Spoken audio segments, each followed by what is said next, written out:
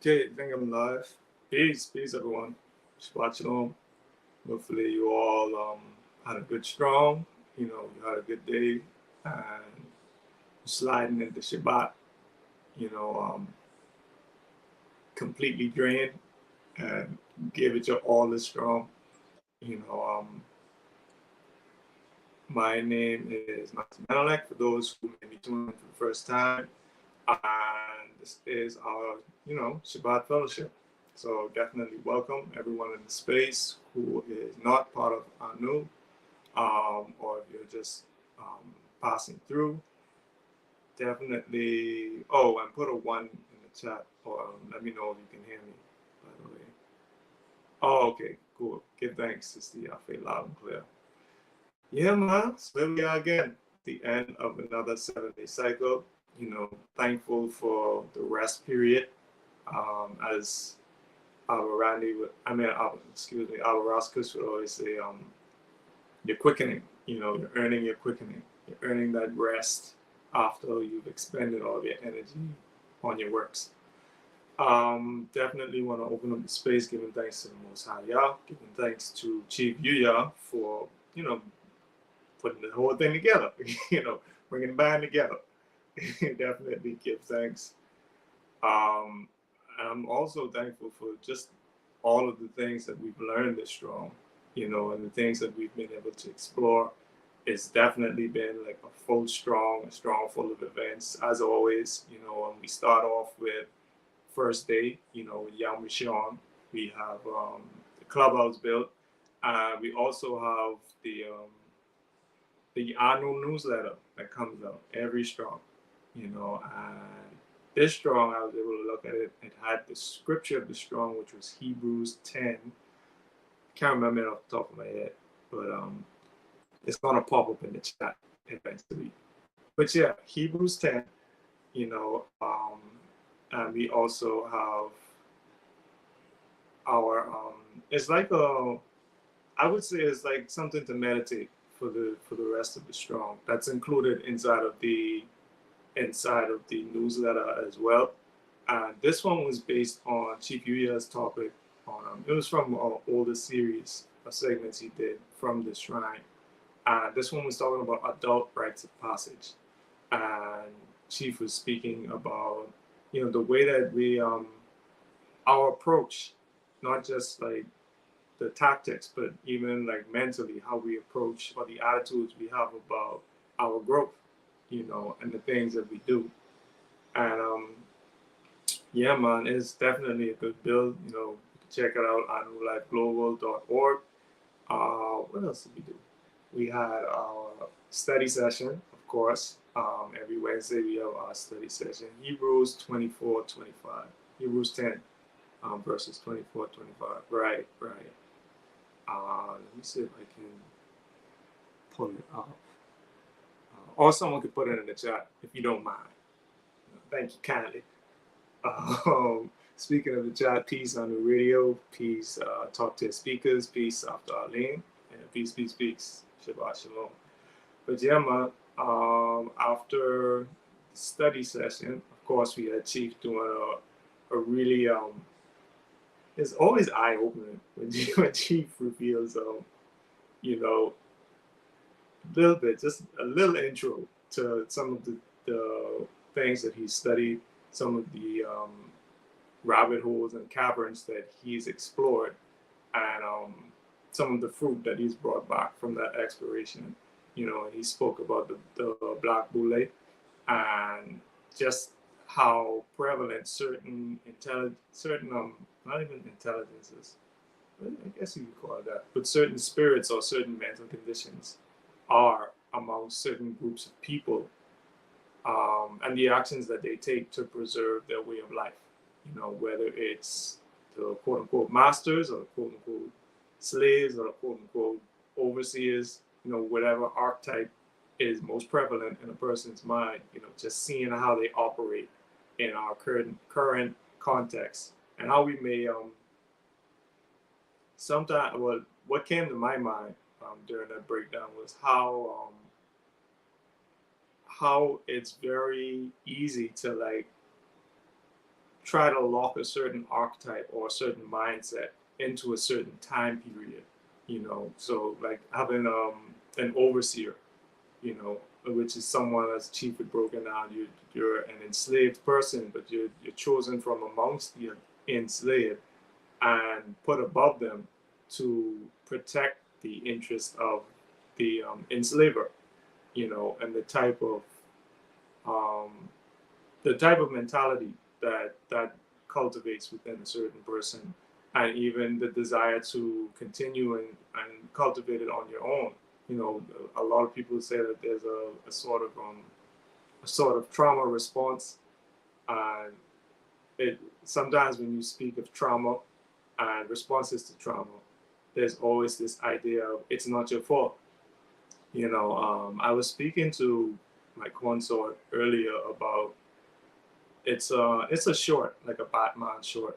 It came out as a series of shorts, along with the Dark Knight movie. The Dark Knight film, the Christopher Nolan film.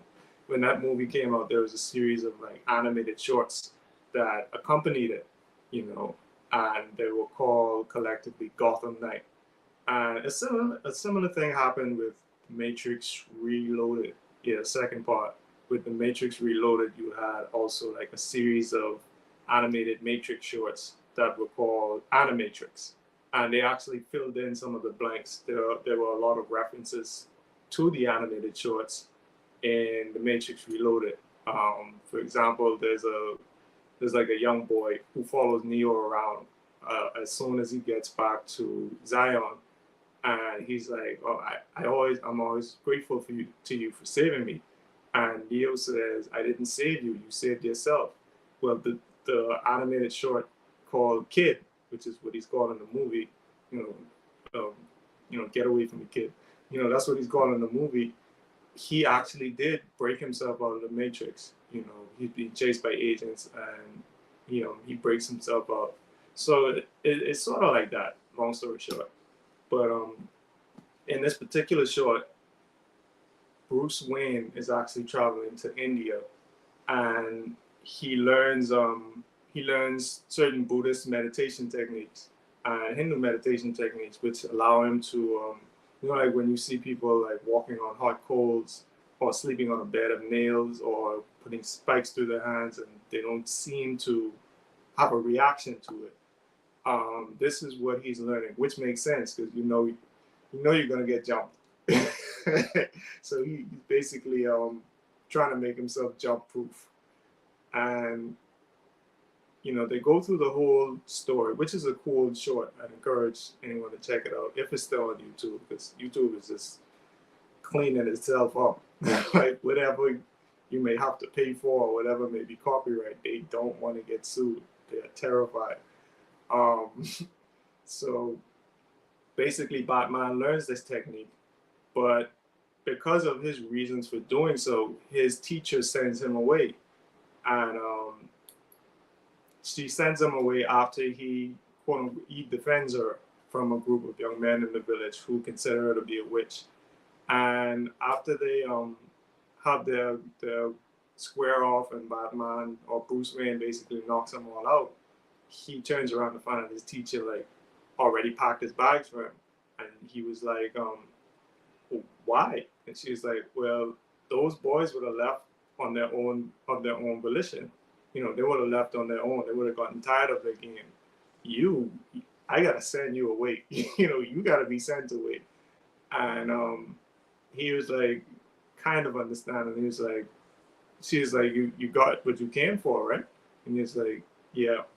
And he's like, thank you. And she was like, don't thank me. I failed you. And she said, perhaps you're beyond my help.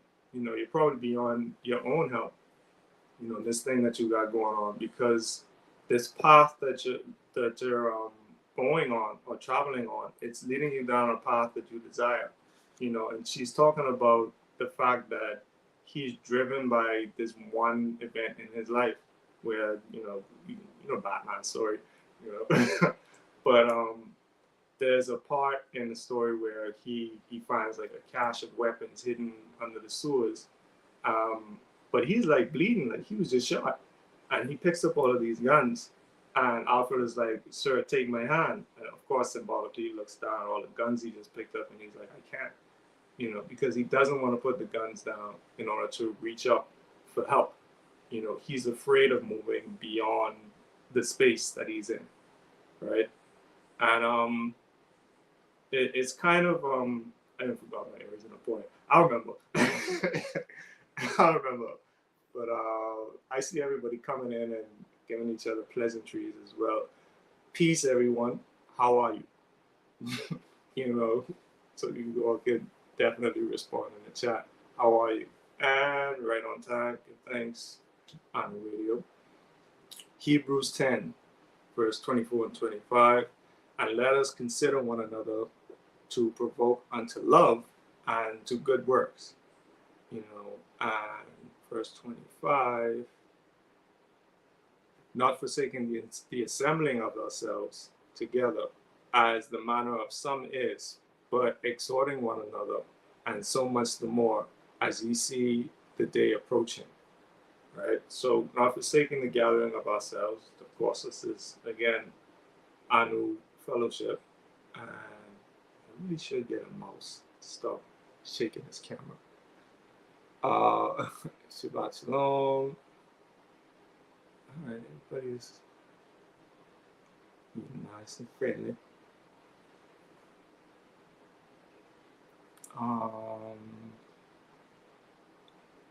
Yes, it's like peeling back a juicy mandarin skin and devouring the wisdom he has gained and then shared with us. Very vivid. Yeah.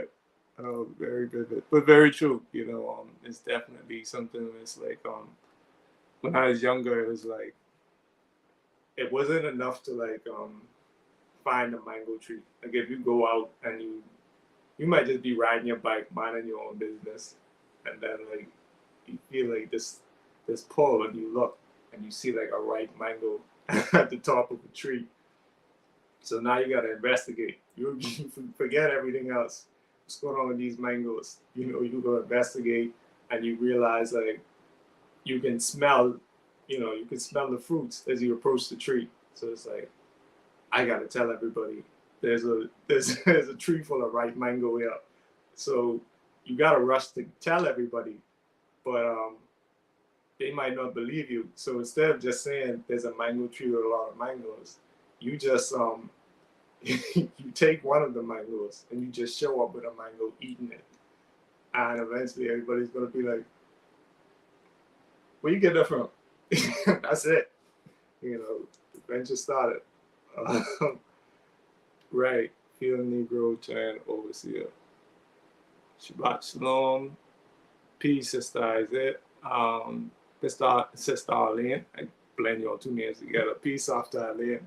Peace after Isaiah. Peace Imanaya. Peace after Isaiah again. Like, share, subscribe. Who else we got up in here? Peace. I'll be y'all around. Yeah. Love and harmony. For sure. But yeah, man, there's so much we covered. There's so much to cover, right? And of course, we had Sister Maria Lastrom, who built on just ALX, ALX, BLX, CLX. And we had touched on a lot of the things that we were studying. We touched on a lot in that segment as well. I definitely urge you to go back and check that one out as well. I just got my notes here, so I might look away a couple of times. But first day, yeah, mango, s'il vous plaît. Yeah, yeah, man. You had mango. You was good this summer.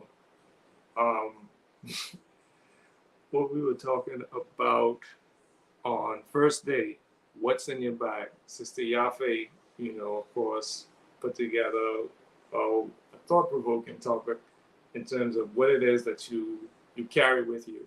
I think it was Sovereign Eats, Sister Maria, who brought up Bag Lady, the Erykah Badu song. you know, which I always like that song. I think there's like two versions. It's like the version for the video and then there's the audio, I think. But I always liked that tune because it's so simple. You know, you carrying stuff and you probably need to put them down, you know, similar to Batman, right? Told you I can come back there. Similar to Batman, you're carrying a lot of stuff and you don't want to put it down. And there's a word that I learned a couple of strongs ago. I finally get to use it.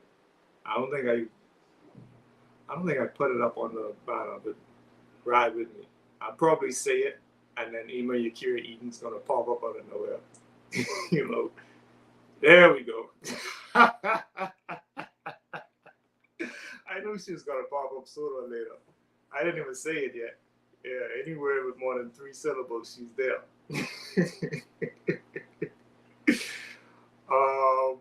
Okay, yeah, the mathematics references as well.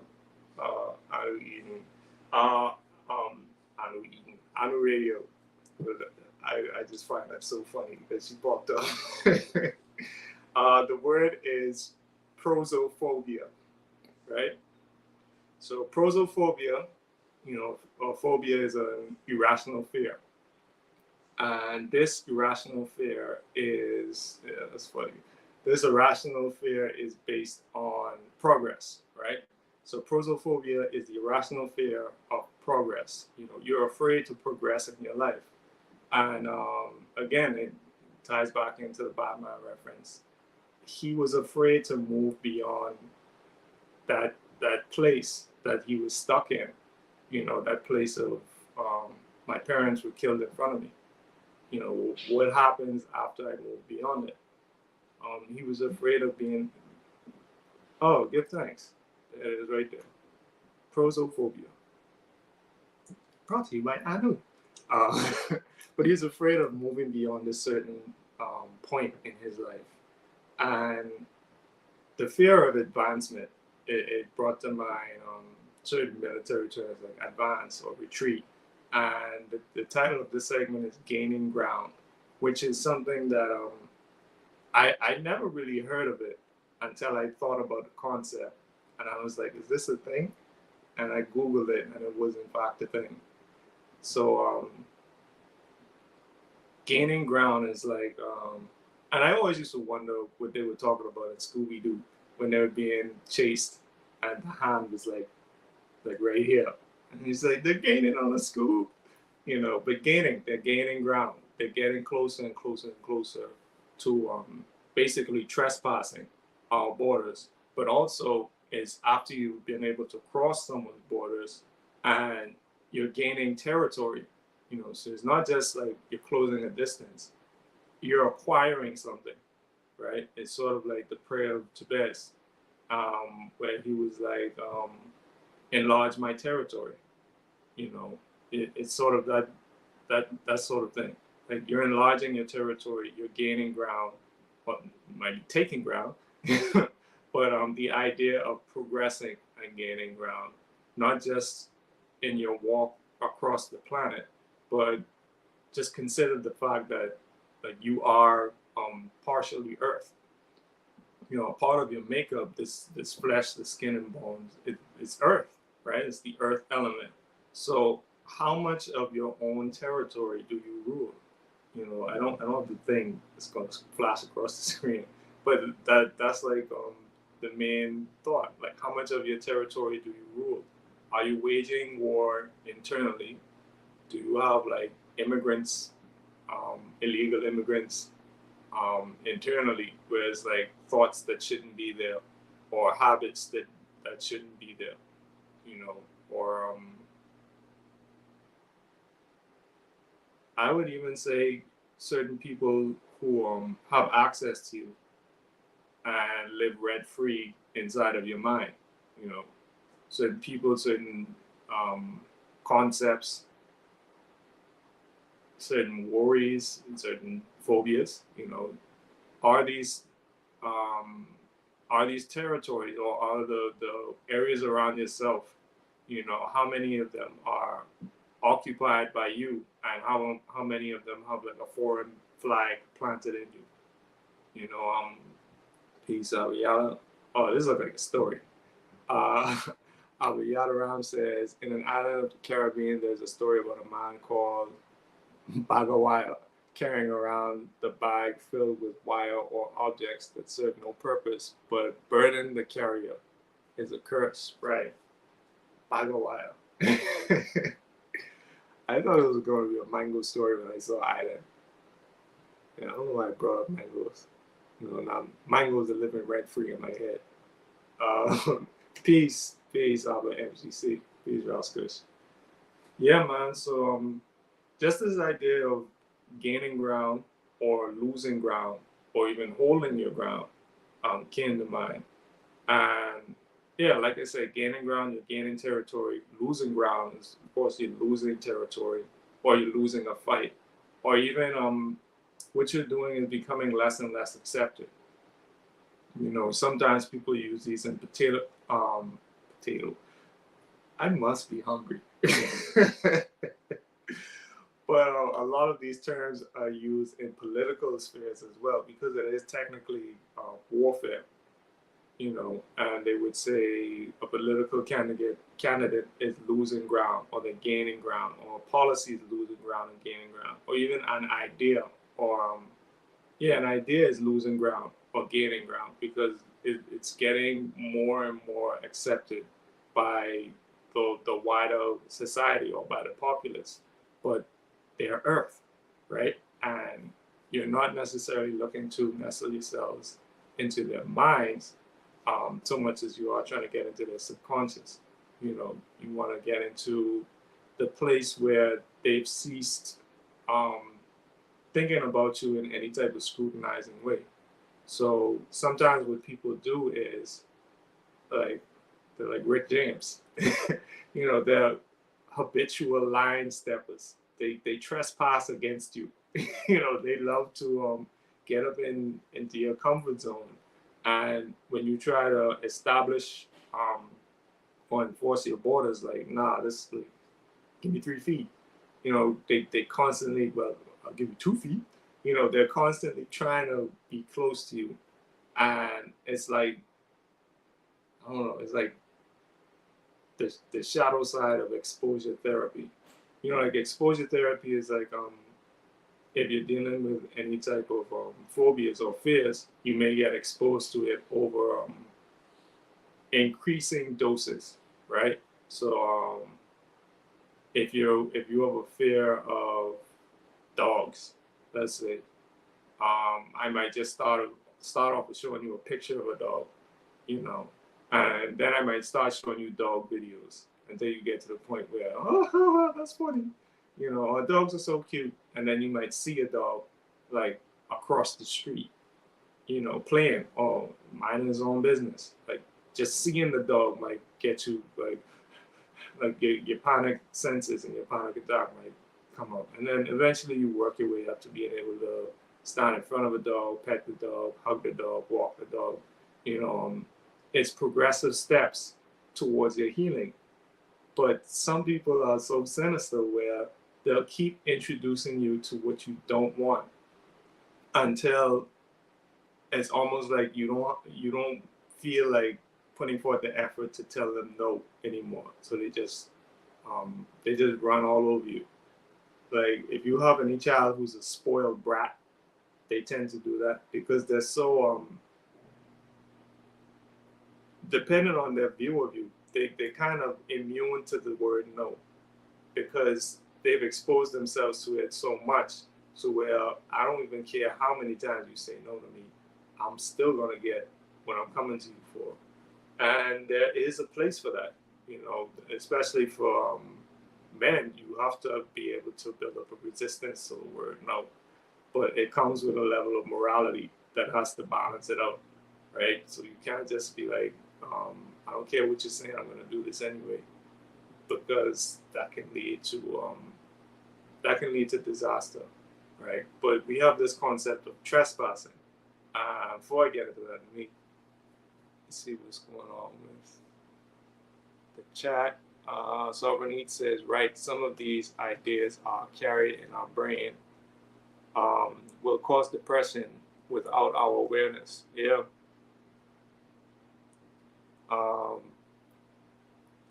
I might be hungry, which is it balances out because earlier today I didn't feel like eating. Our Yadaram says, gaining ground also puts me to recall Chief's strong reminder: don't build what you can't defend. Right? Yeah, exactly. Why would you? And this also goes to speaking about things that you haven't really solidified yet. Not necessarily like, oh, I don't tell people what I got going on because they might block my blessings. Or not necessarily that. I do that too. Um, but I'm talking about it's something the chief had said before. Like, I don't speak about something if I haven't studied it for like 10 years. If I haven't really studied it and internalized it, then I won't speak about it. Why would you um, why would you build something if you can't defend it? The ground you gain should be equally supported by good footing. Exactly. Aviyaram also says the territory is understood, supreme mathematics, so that proper defense can be implemented. Like the bear, you can smell what's in your territory a mile away. Right? Yeah. Today's mathematics is knowledge, all being born with wisdom, right? And brought to you by letter K. Letter K dealing with king or kingdom. And in the supreme alphabet, you have the king who must acknowledge the knowledge within his cipher in order to be recognized as king. You have to be able to establish the laws or understand the laws, but you also have to know, like, if these laws are being established, like Aki El Kara was building on the Code of Hammurabi, it's like, here comes the judge, and he showed that scene from Lean on Me, with Morgan Freeman. And the new principal, this new sheriff in town, and he came in and he laid down the law and let everybody know this is how it's gonna go. So yeah, definitely you got to be able to defend what you've got going on if you're gonna be building something. I see some more people coming through. I see my eyes aren't good enough to see that, whatever that emoji is. Peace, Brother Hamza. Peace to Yuya. Yeah, Shabbat Shalom. Love and sanctification. The only spoiled things are good for. The only spoiled things are good for are the compost heap. Spoiled children are a curse to the family and the bloodline. Right. So you're dealing with that energy of the spoiled brat, and not necessarily being able to accept that certain things, like you can't just cry or bully or be rude and expect things to come to you regardless. They haven't been taught the concept of cause and effect. They only know effect and one effect, which is no matter what nobody says, no matter how much chatting or lecturing or whatever you want to say, I'm going to get what I want. And all of whatever else you were trying to do to get me to go off this path is going to be pointless. It's a very hedonistic mindset. Whatever feels good is good. Whatever feels bad is bad. And correction feels bad, so it is bad. Me getting my way feels good, so it is good. Yeah, man. So the idea of trespassing, right? And I went through, like, I wouldn't call it a rabbit hole, but I was just playing around with the letters and symbols, right? Because Chief was building on symbols and different shapes. It's cool to just step back and have fun with different shapes. And I was just thinking about the words that were used in a particular verse in Bereshit, right? This is Genesis. What is it? Genesis chapter 1, verses 24 to 28. And I'd gone through those words, but then I thought of the word trespass, right? If you're talking about gaining ground. So the word I found for trespass, and this word doesn't mean trespass. Like, give a disclaimer. This word doesn't mean trespass. It's translated into or transliterated into trespass, but there's multiple meanings to all of these different words. Each of the letters have like a meaning in and of themselves. So you have trespass. You can see on the far left the letters going from right to left. So it's kind of strange because the first three letters you got to read them from right to left. Then after that dash, you can go from left to right. Right. So you have kashab. So the first letter on the right side of the Hebrew word is pay. Right. Pay is like almost like the opening of the mouth, and even paying attention to the sounds that you have to, or the shape that your mouth has to make to produce the sound of the letter, like pay, pay, like you're opening up your mouth or you're speaking. Shin deals with fire. It has other meanings to it, but that's the one that always sticks out to me, fire. And then you also have hey, which is that's the easiest way I can remember is like hey. I try to not be too overly complicated with the way that I remember the letters, and they resonate with you that way because you're like, hey, you form a relationship, like if you see someone every day, and it's like good afternoon at first, right? But then you realize you pass each other every day at the same spot, so you form a bond.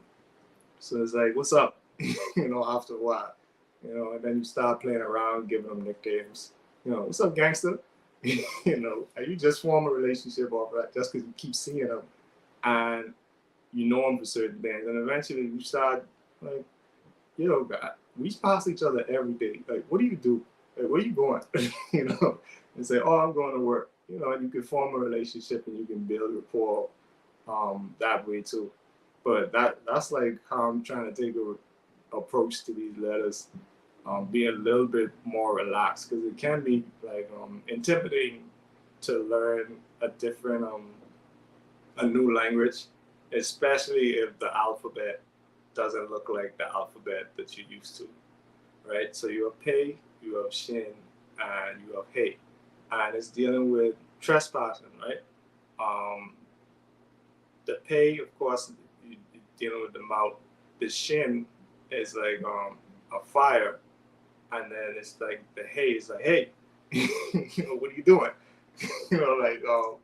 If you cross a line when you're young, like it can even go back to the spoiled brat thing. Like if you cross a line when you're young, and immediately, like depending on how far you can get after you cross the line before someone says anything, it kind of you kind of look at it different ways. I'm smiling too because I remember how I used to look at it. Like, okay, depending on whether or not I'm seen, that'll determine whether or not I get punished. That was my whole thing.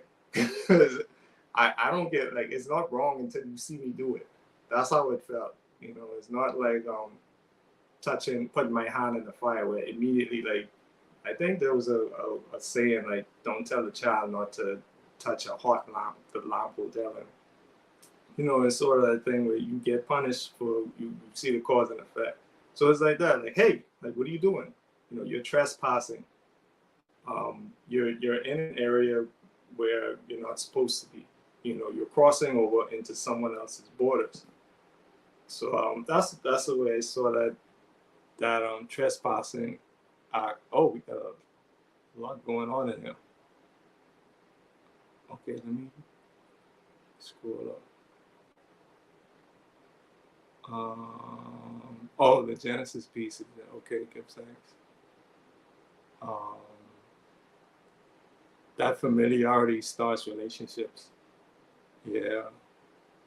Makes me think of Pusher Man. invading your space.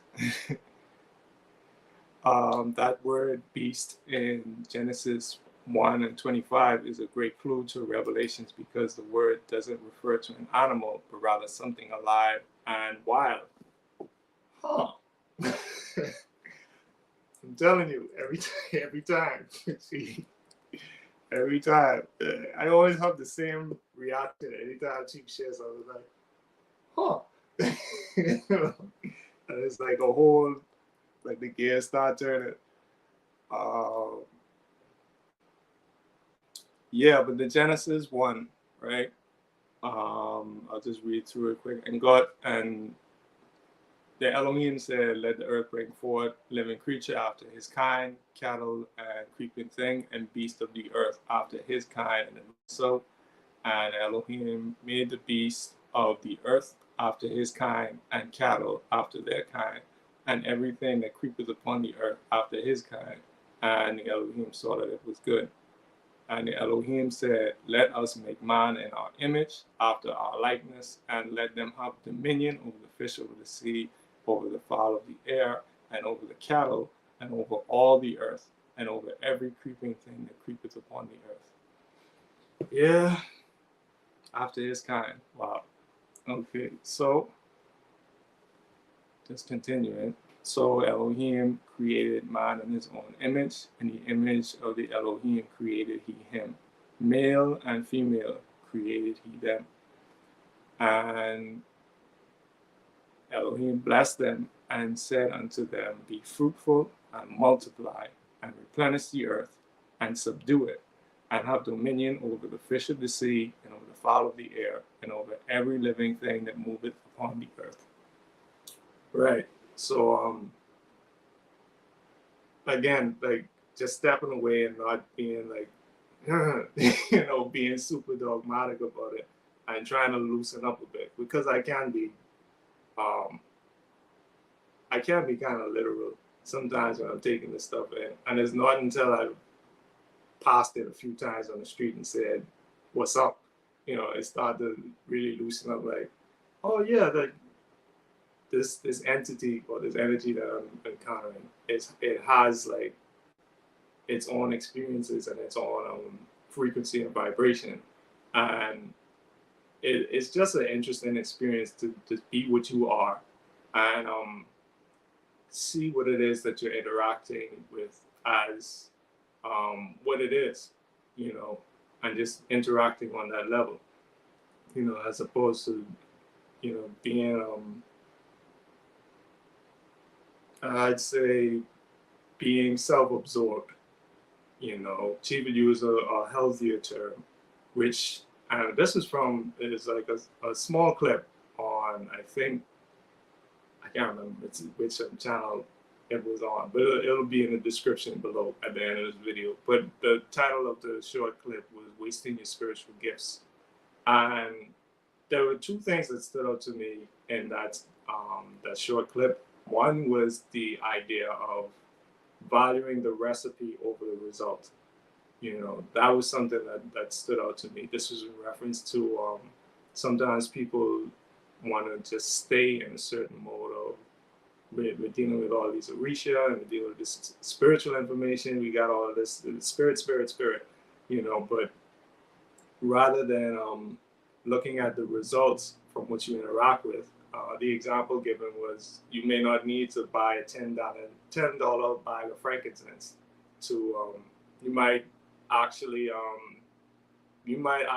have more of an effect, or it might even be more effective for you to use that $1 stick of incense from the gas station. But you're looking at the recipe as opposed to the result, and it can be very similar with some of the things that we're prescribed as a means of not just introduction, but a tool for introspection as well. You just take the information and say, okay, I memorized it. Now it's time to beat people over the head with it. Again, I'm guilty of that. And I've been told about it from numerous people, usually from the men in my life, that you gotta slow down a little bit. Are we out around? Oh, I'm sorry. It's moving. It's moving. Sister Yafe says, every time I think I made progress in Bereshit, I got to go back to square one. That lets you know there's a lot in there. But I definitely agree. Tell me about it. Yeah. Abiyadoram says the beasts are also referred to in Jeremiah after the temple was destroyed as a group that took a reclaimed position of sorts. Okay, so Jeremiah, and I gotta look at that beast word again. Can the word trespass in the Bible also mean to commit an offense against a person or a set of rules? Can it? Yeah. I mean, it's often used that way, and I always used to wonder why. There's two words really. It's after it's after Hava. Sorry. The first was trespass, and the other one was transgress. You know, and again, the trans is like moving across, and you have gress, which is like it's almost like it's a movement too. Like you have progress, you have regress, you have transgress. You know, it's like a movement of sorts, but it's a movement across something, right?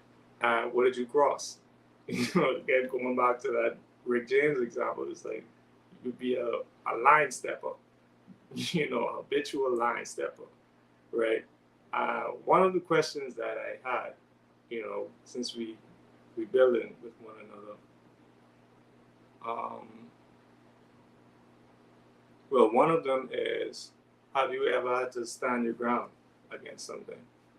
So in terms of trespassing, have you ever been trespassed against, or have you ever had the opportunity to trespass but stood your ground? You know, I'll just leave that there. That came to mind because of the game of chess, right? And there's a couple more questions that brought that to mind. But just the idea of gaining ground, losing ground, and standing ground. Have you ever had to like stand your ground? Like, I'm not doing this, or I am doing this, you know? Because standing your ground means you're taking a stance where you're not changing your behavior, you know, for whatever reason. You may be in a position where, like, let's take a military position. Usually that's where you hear it, like, stand your ground. You know, it's not like freeze, you know, don't move. That's an offense, right? But stand your ground is typically seen as a defensive move. Like, I'm not moving, you know, you gotta make me. And this is this concept is also it was easiest to think of in the militaristic idea, but also in like a more subdued form of military activity, which is sports. So you could think of it in terms of football, right? So you're trying to advance to a certain goal, and you know it's military because you got the strategy. I wonder if I could summon Akizak. I was good with summoning Sister Yakira Eden. I just brought up football. Let's see. He might pop up. He pops up. I'm 2 for 2. You have they watch tape. You know, I've heard them speak about watching tape, or I've even seen like a clip on Instagram where I didn't understand what was going on. People were passing the ball all over the place. Someone fumbled the ball. Everybody thought the game was over, but the play didn't technically stop. So the people who had rushed the field celebrating, like the guy was able to just run through them and they weren't allowed to touch him. So he got a touchdown when everybody thought the game was over. I was like, can you explain this to me, please, Brother Zach? And he was like, oh, yeah, this is what happened. This actually happened in a game in the 80s. And he sent me a clip. I was like, whoa, okay. You know, it's happened before. But again, you could watch tape and see, like, okay, this is how this particular confrontation happened, and here's how it was resolved, or here's what the result of it was. So you could look at a football game and be like, okay, I'm advancing towards their touchdown at the end of this field. In case you don't watch football, I start at the opposite end of the field, and the other team has to defend me. I mean, defend that side of the field. If I get there, then I get 6 points. And if you stop me, then you get the ball and you get to try at wherever you stopped me to get at my end of the field or my touchdown, or my end goal. And you basically you try to gain ground. You don't throw a Hail Mary pass every single play. You have a strategy to where you have what's called a first down line. And it's typically 10 yards or 30 feet from wherever you start, right? So if I got a first down line, I'm not trying to get to the end zone or the goal or the touchdown, however, whatever is easier for you to remember it. Yes, I blame you, you're eating. But you don't try to get there immediately. You get to the first down, right? And then once you get a first down, it starts over. It's another 30 feet in front of you, and then you get to that first down, and you generally advance. Like once you're within 10 feet of the end zone, that's it. You don't get no more first downs no more, but that's what you were working towards. You're working towards the prize, right? The prize is at the end. The prize is I get into this spot, I get 6 points, right? And I also get an attempt to get extra points. So this is how it works. You work towards your goals gradually, almost like it also brings to mind Chief's segment on success, right? You're not making that leap. You're making successive steps towards what it is that you say you want, and you can measure those steps by having a plan, right? Also brings together. Like I was asked before the segment, do you have any other segments that you pulled from? And I gave like 2, and then I edited that message and gave like 4 more. And I said, this is the last one. But I think like the last 2 references were not on that list. But yeah, it's so much, man. A lot of them, they tie in so well together. Like anytime any one of us does a segment, we reference like 40 shows, 40 segments, just because Chief was given so much.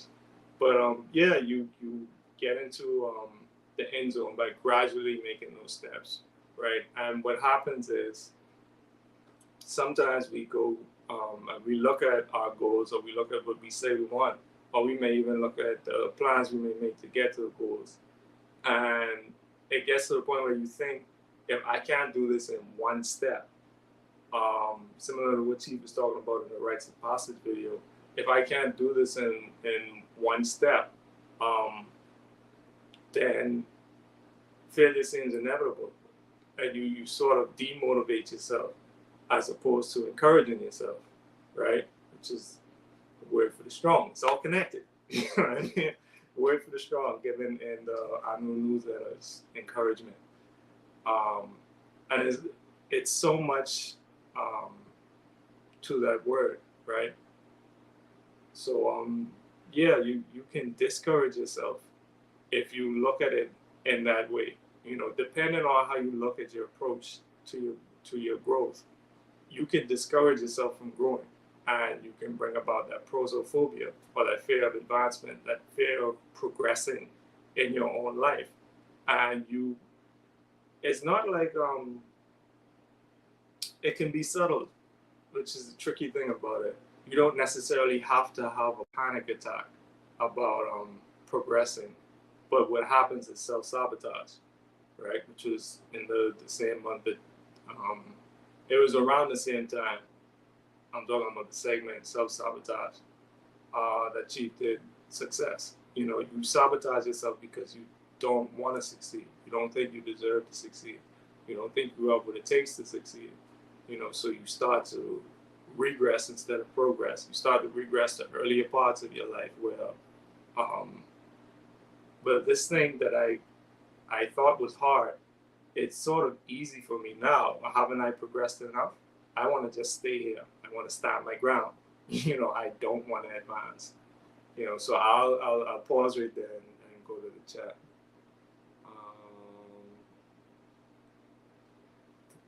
Our Yadaram says, when I first started to observe Shabbat, I still worked on weekends. They initially gave verbal pushback.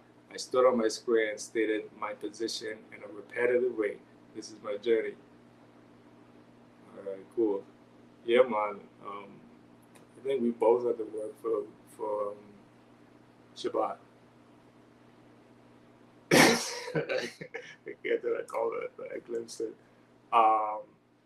They reworked the schedule to accommodate me with having to ask twice. Yeah, when I started the position that I have now, that was the first thing I brought up. Like, before I even signed anything, it's like, would that be a problem? It's like, oh no, don't worry about that. It's like, all right, cool. You laugh at that. Say Neo 5 times and Zach unmutes his phone on mic no matter what he's doing. And a Z will appear in the closet of the sky. Oh man. Sister Yamina says, Ken Adon, to answer your question, I would say that has happened a few times before and after the betrothal ceremony when speaking to relatives. Right. I don't usually have that problem with relatives anymore because, like, they've given up on arguing with me when I say I'm going to do something. It's like, who's going to do it? Yakira Eden says, similar to Aliyada Ram's response, I've had to stand my ground as it pertains to honoring Anu culture. Well, the issue isn't honoring my culture, but addressing others as they may attempt to impede me as I do. Okay, cool. Yeah, that is that's an interesting dilemma to be in, because the issue isn't, it's like, yeah, standing your ground. The issue isn't necessarily I'm doing anything to harm you. The issue is I'm doing something that you don't think I should be doing, based on a difference in culture. And this is kind of where it's like they're saying there's the rub, based on the culture, right? Because of the cultural differences, our sense of justice isn't the same. So what's justice or what's righteous for me isn't necessarily righteous for you. So the only person who could really provide that level of judgment to me is someone of my culture. Softer Ahava says, I've learned to stand my ground with what is and is not allowed in my space. That's a big one. Yeah, that goes back to trespassing, because in the what was it? The Lord's Prayer. I was trying to find a way to say it. In the Lord's Prayer, as it's commonly known, forgive us of our trespasses as we forgive those who trespass against us. I think the word trespass there is kind of different, slightly different, but it's in Greek, so it's kind of difficult for me to say. I'll leave the one alone for now. I got to go back to that one. But yeah, the trespassing bit. I have this space or this territory, and you're not allowed into the space. But even if you look at it in the Anu way and you make reference to the aura, or the auric body, where does my body end? You think by not touching, like, I'm not touching you, which usually ends in a fight. I'm not touching you, and eventually someone gets hit, someone gets touched.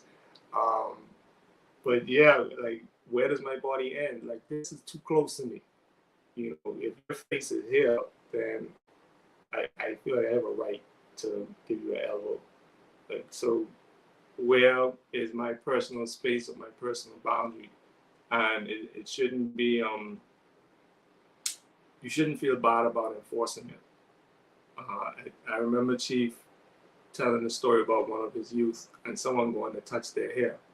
and just giving your child the authority, or reminding them of the authority they have to say, you can't touch my hair, you can't touch me. you know um, she put up the link to the self-sabotage segment, which is like awesome. Like, if you have issues with self-sabotage, or if you know that you have yeah, give me 3 feet, give me 360 of 3 feet. If you know you have like tendencies where you sabotage yourself, or you halt your own progress, you halt your own forward motion. It may not be like full blown panic attacks, but the fear of advancement is still there. I definitely recommend that segment. You know, like it's a lot connected to it too. Is everything in our new is like a giant web of information, and once you start pulling on one string, everything starts shaking. You don't know, um, if you don't engage it sincerely, you wouldn't know where to go. But if you engage it sincerely, then this one leads you to the next segment, leads you to the next segment, and the web is constantly connecting with itself, in new ways, in different ways as it evolves. It's like an organism, you know. Sister Yafe says, "Yep, I know that, wanting to go back to when it was good." Very well. I realized that the only way to come out of it is to do the thing, do the thing, whatever it is, and then progress happens. Right. Yeah, it reminded me of Avatar, Legend of Korra, Barrett. Do the thing. Um, Give me 360 at 3 feet. Abi Adaram says, when you come to the reality that you should have a territory of righteousness, you also realize that you were still living out your 700 year on a farm, that you were so unrighteous.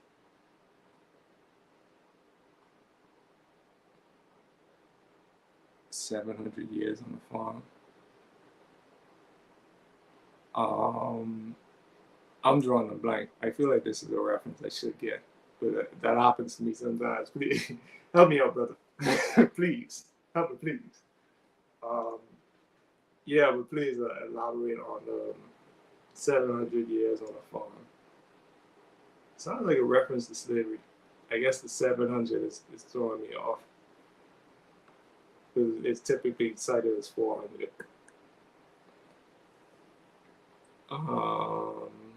Since Morea says, I turn down team building experiences with fellow staff because they select dates and times that both compromise Sabbath and expectations for being at home by sundown. It's unfortunate though, because, and she's continuing, okay, let that delay go through. Because sometimes we're not the ones who are trespassed upon. Sometimes we're the ones doing the trespassing. So after, there we go.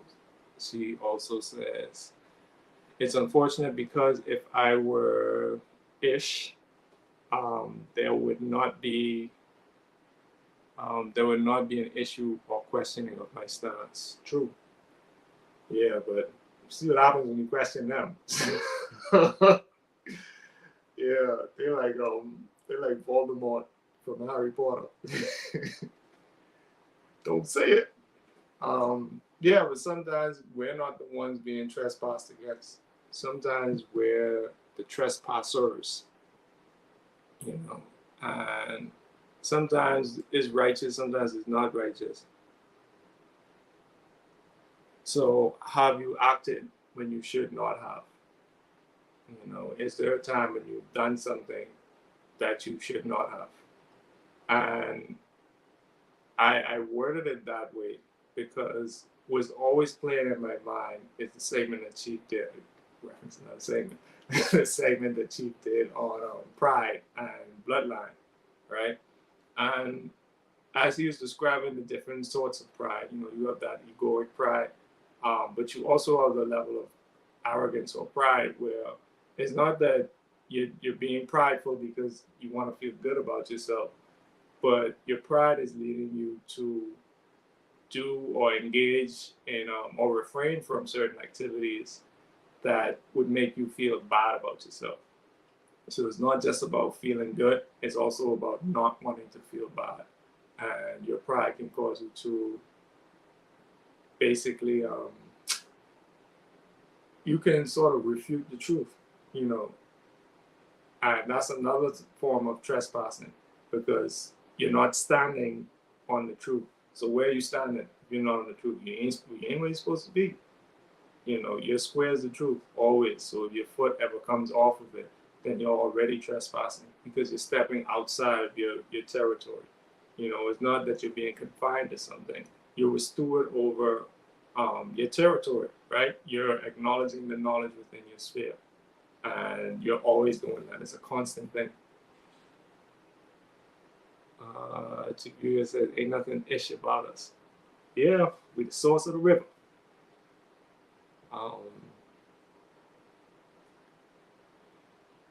Oh, yeah. Yeah. Sister Alpha, you get that. If you ain't one of them or a Muslim, then why can't you do like the rest of us? So, can I ask you a question too? Why you don't do? You know, I was closing something. The letter F. Okay, so Abiyadaram says, generations are being cursed because the cycles of unrighteousness continues. We have been in the West for over 400 and we're shackled before that. Okay, cool. Yeah, give thanks. Because I was like, I kind of get what he's saying, but I wanted to make sure. All right, so you're talking about not just the physical enslavement, but the actual curses that were brought about for being unrighteous. Okay, give thanks for that. But yeah, you know, that pesha, you know, the trespassing, or having foreigners set up shop on your earth, you know, like someone saying, well, we're doing this thing on Saturday. I'm not coming. Why aren't you coming? It's my Shabbat. You know, I'm not going nowhere. This is the day that I have for this particular purpose, and I'm very serious about that.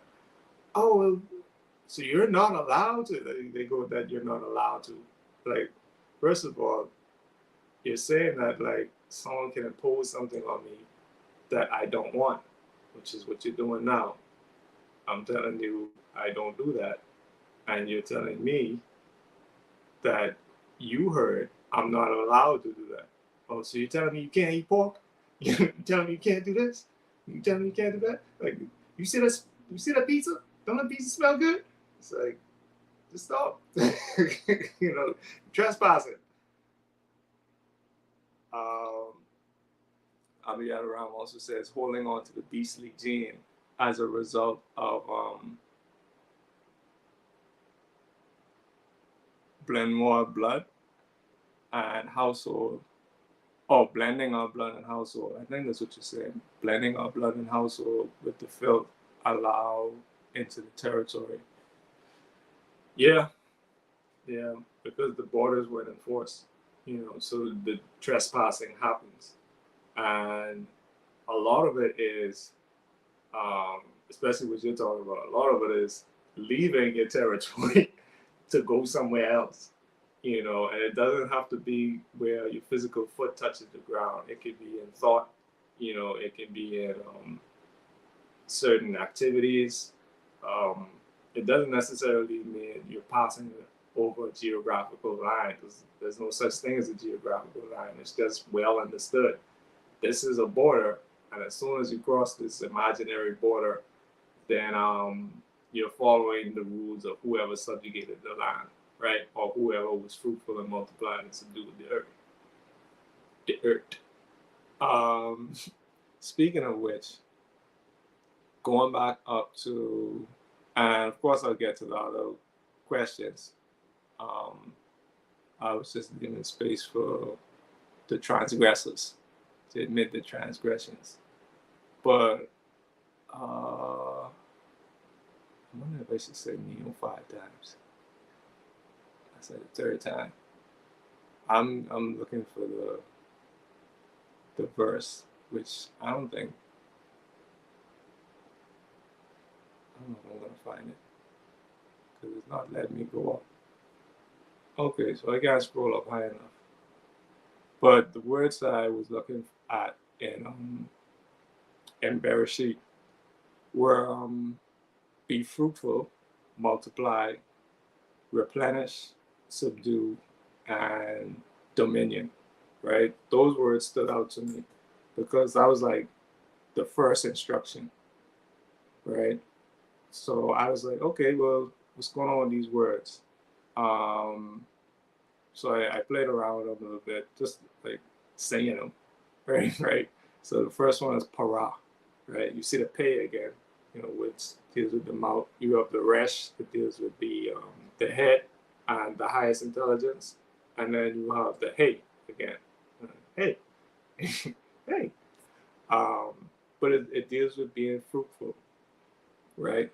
And just to see the combination of a mouth and intelligence, or your mind, or your highest level of consciousness, and hey also could be like, oh, behold, like look at this, so you're being fruitful, right? And this is bringing my mind to the abundance of the mouth, being fruitful.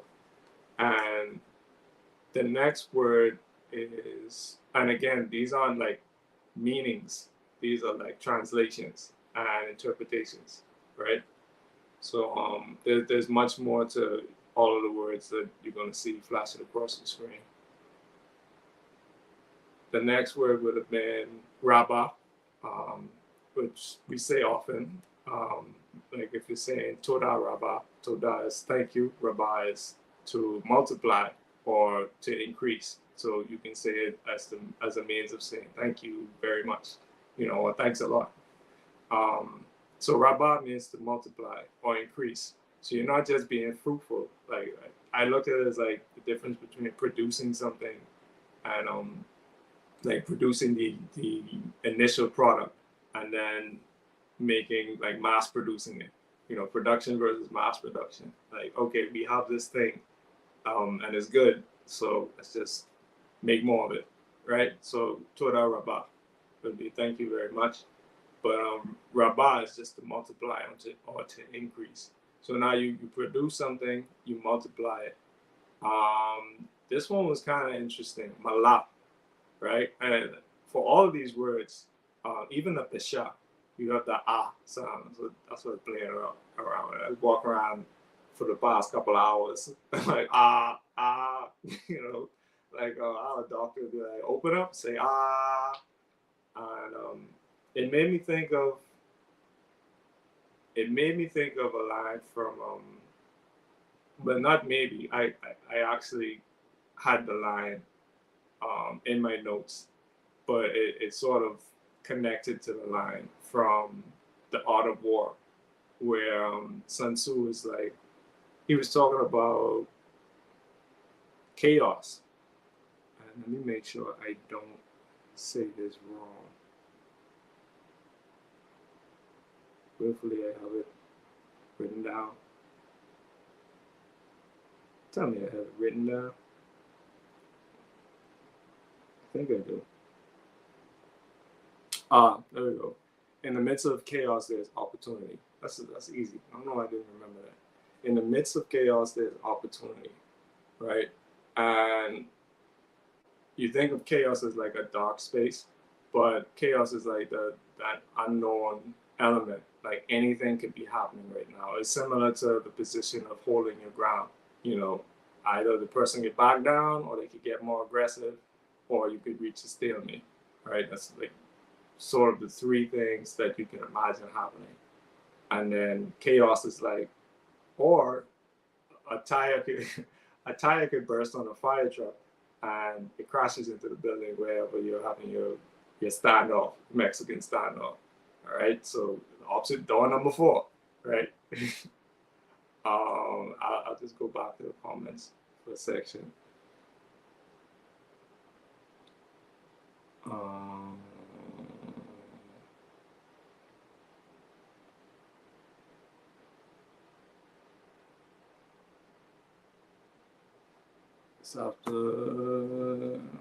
sorry, Sister Sovereignty says, I have held some to standards that were unfair.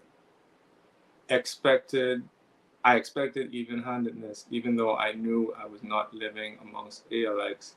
It is unjust to do so when there is no established law or common culture, right? So it's happened to you where someone was like, this is the standard um, of how we operate around here. We want to have a team building exercise. It's like,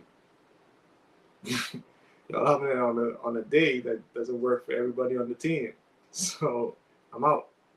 And then you have another situation where you're holding someone to the standards of your own culture, or sometimes cultures kind of overlap, and it's like there's a level of morality that you can agree on, but other times it's like, no, this is what we do. It's like, I don't see why. What's what's the point? You ever get the what's the point face? Like you say, oh, I don't do anything on Saturdays. Why? I don't go out after dark. What? It's unfathomable to them. But if someone said, oh yeah, I just finished eating some pork butts. Pork butts? For what?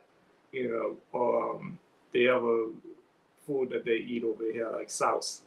Sauce is like, I don't know, other yacht around can explain it better than me. But to me, sauce is always like you boil meat and boiled meat, potatoes, onions, and add some lime. That was my. I never learned how to make it. I used to eat it, but after certain ingredients, I was like, I'm good. Started cutting out certain ingredients. Like chicken sauce was the only thing I used to eat, but some people eat like pig feet sauce, sheep tongue sauce. And I'm like, why? you know, there's certain things that just they don't compute. But everything doesn't have to compute. If you understood everything and everyone, then it would only be you. But that's why we have so many of us on the planet.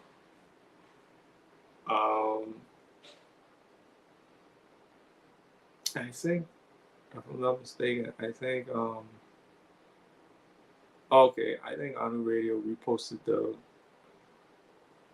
the scripture. Give thanks. In an instance, I was wrong. Right. And then, all right, you want it. In the midst of chaos, there's also opportunity. You and Anu Radio about to take other territories to war. I don't know what you're talking about. I don't know what you're talking about, buddy. Let's get back to these words. So we have Mala, which is like replenish, right? And Mala is, it made me, it was kind of interesting to me because I thought of like the interest in mal. Anytime you see the words mal, is like reference to something bad in certain in Latin languages mainly. So I saw mala as like replenish. It's like, okay. Another word that was given, again, transliteration, not the actual word, was fill, right? To fill something. And it's like, yeah, go to Subway, you buy one drink, and then you just sit there and try to empty out the soda machine with your free refills, right? That unlimited replenishment. So that's sort of what came in mind with the replenish piece. So you're being fruitful with what you've been given, right? Because we have this like backdrop of these are all of the physical living creatures on the planet. Because before it was like, all right, this is the planet, this is the Earth's surface, this is the water, the Earth's surface, this is the separation between land and air, this is the sun, moon, and stars, this is the light. This is like the grass, these are the rocks, and then you have fish and birds of the air, and beasts of the field. And then you have the man who's created in the image of the Elohim, right? So it's like building up to something. So I tried to think of it in like a vertical sort of thing, like thinking in different dimensions almost. So I started like this ride with me. I started thinking of it like if a psyche was built that way, and you have all of these things that are there, and then you have the idea of being fruitful. You have a mentality, or you have like this core thought. When this mind is created, or when you have like the Ruach, like that is and Chief had broken down. It's not just the breath, it's not just the spirit. You have the mind, you have the spirit, the mind, and the body, right? So if you have all of these things there, or you have rather the mind, the voice, and the body. So if you have all of these things present, and you need all of these things present for the Ruach to be present, then you have this body here already, right? You're given a body. Now you have to give voice to something, right? But what happens is you given the mind first, and that mind is something that you need to be fruitful and multiply, right? And replenish. And then it says subdue. So just think of it like in terms of a psyche or in terms of an internal process. You're replenishing that original thought or that core thought, and you're using that to subdue the earth and have dominion over it, right? So if you're subduing the earth and having dominion over it, then this flesh is like this is your territory. But it's gotten so bad for some of us that we don't even rule this, and because we're so prosophobic, we don't want to advance with just the conquering of this, and the mastering of that core. We want to, one of the tools that you use as a self-sabotager is you try to distract yourself from the thing you're just supposed to be doing. Like Sister Yafe said, if you just do the thing, you'll progress. Exactly. I want to progress, so I'm not going to do the thing. So I don't want to master myself, right? I don't want to, look at that, 11 people viewing. I don't want that 11 or that letter K, which is like messing with shapes again. You have like the straightness or the uprightness of the one, and then you have like another one, but it's like kind of, at an angle. But it's like an 11, right? And so on. But I'm getting off topic. You have this sense of mastery over your environment, right? That one and that one, or that knowledge. You're acknowledging what's in your space, right? And you're acknowledging the things that are going on, meaning you have to be truthful about what's going on, right? And then you're going springing into action with the understanding of the laws or the boundaries that you got going on around you. So yeah, you're subduing that. But even though I know that that's the only thing that I really got to do, just pay attention to that core that the Most High has given to me and manage the space. I don't want to do that. So how do I do that? Get away from that. I got to go into someone else's space because I don't feel comfortable being responsible for myself or being responsible for my own life. Or like Chief was speaking about in that segment,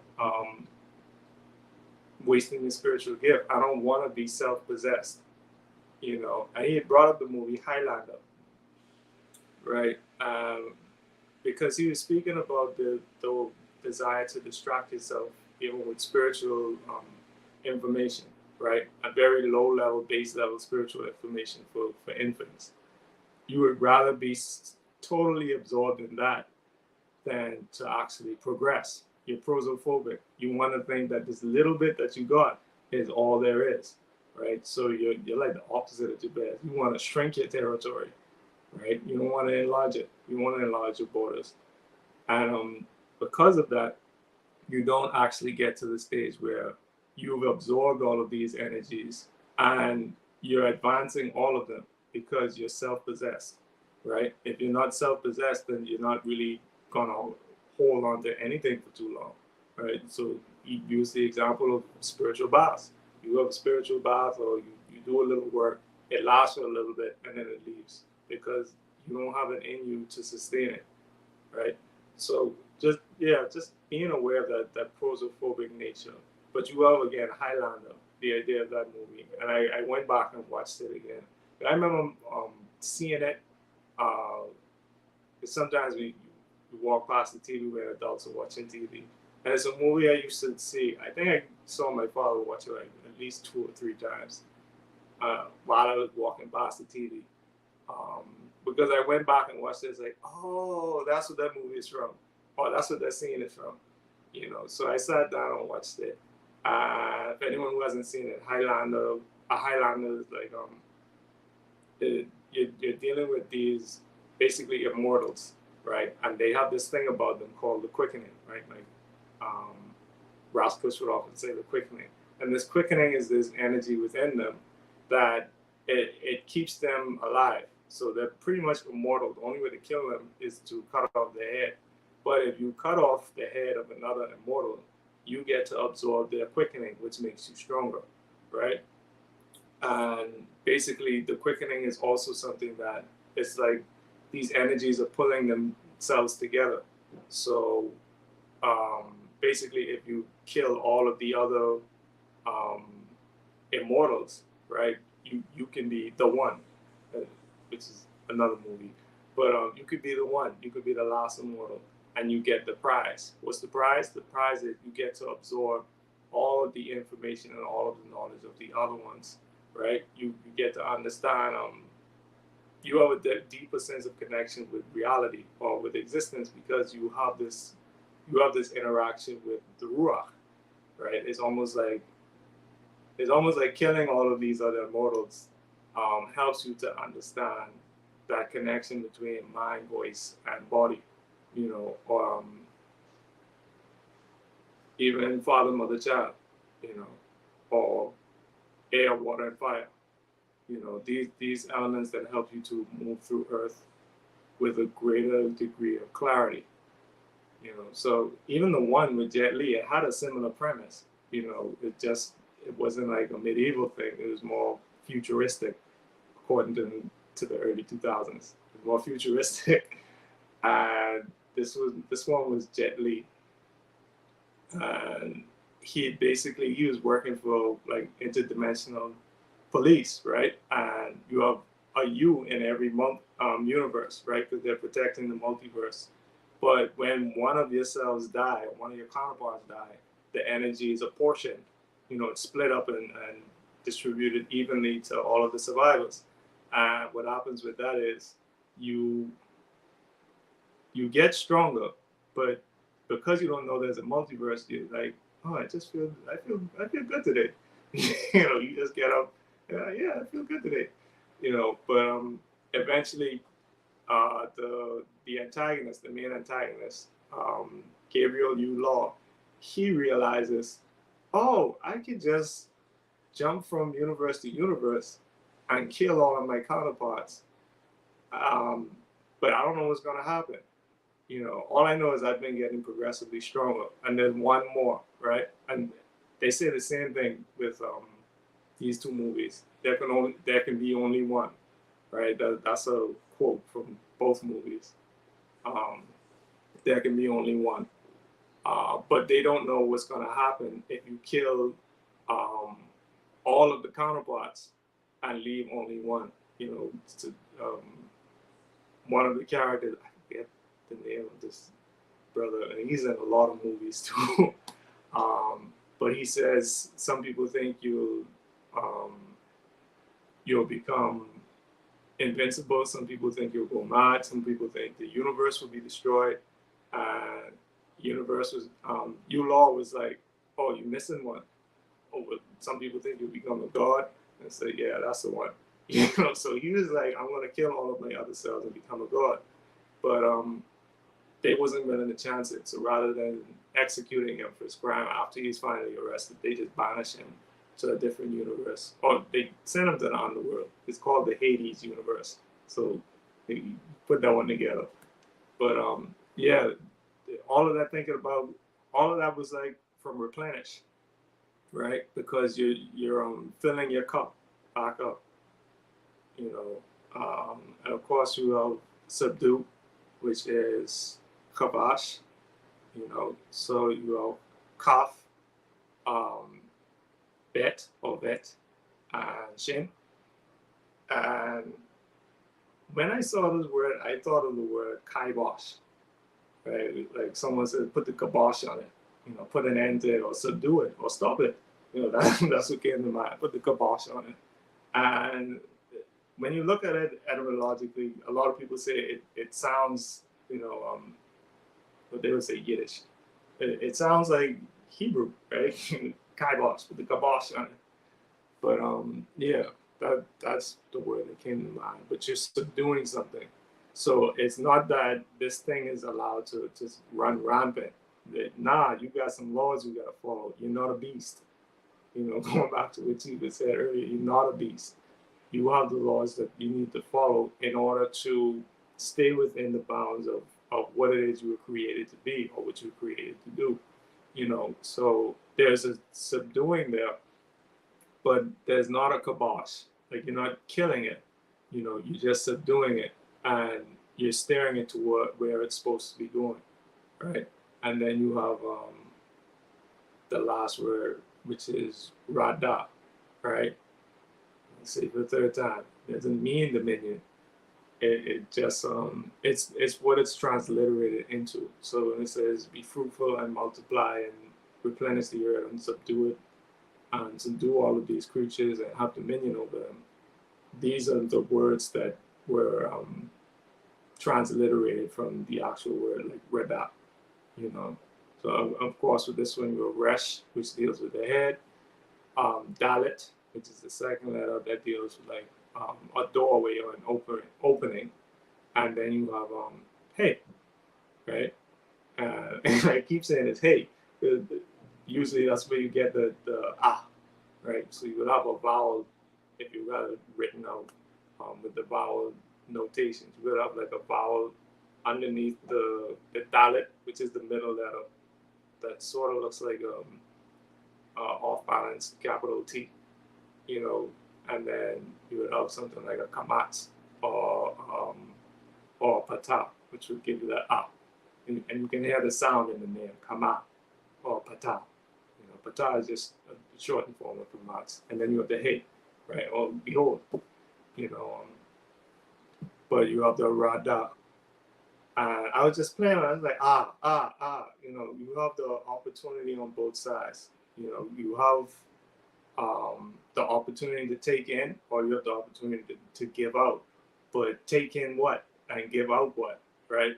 This is like where you get to like border control almost, because what's coming in and what's going out, that's like where the chaos is, because it's the unknown. Sometimes you don't know what's going to come out of your mouth, you know, and sometimes I often have to be very vigilant with that. So I'm like, some things that happen, and I'm like I'm thinking about something else in my mind, but it's like a serious situation happening. But I'm thinking of something funny, and it's like I gotta go to the bathroom. I can't stay up. I'm gonna start laughing, you know, after after Chad just hit their head on something. But I just told you to stop running, and you didn't listen. You hit your head.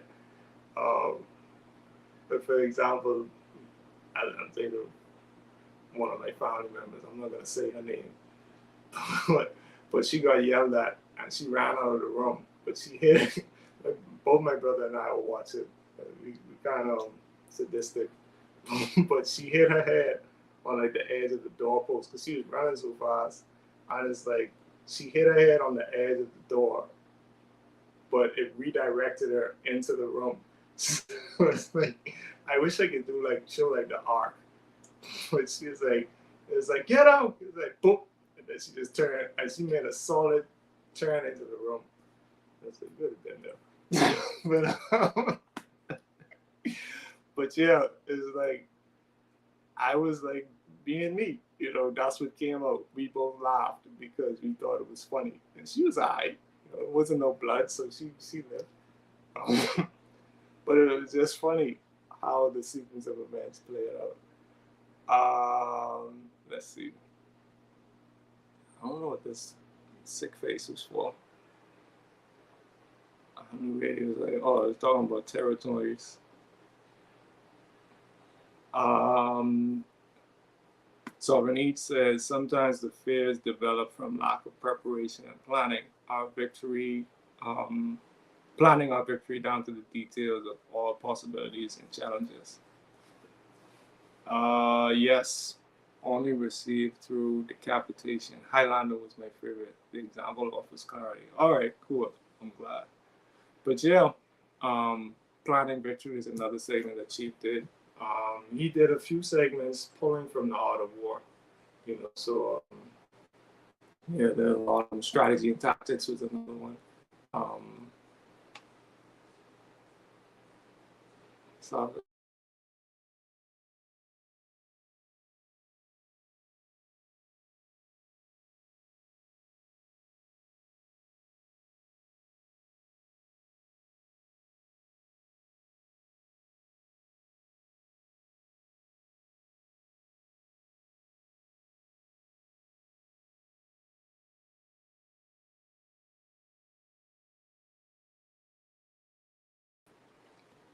okay, I think I blocked out for a second. Let me know if you can see and hear me.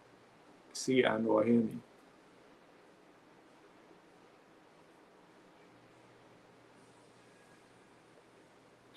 I'm gonna keep going as though you can. Okay, I see you laughing, Safta Hava. Sister Yafe says several of the words highlighted in it and het, which symbolizes movement towards something or progress. Oh, okay, okay. All right, I'm back. All right, cool. Thanks. Huh. I didn't know that. All right, so progress. Yeah. Yeah. Exactly what I was thinking. Yeah. Knew the whole time.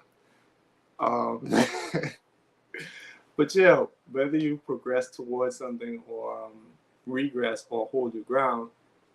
Oh, I think there was a third question. One of the questions was, when have you acted when you should not have?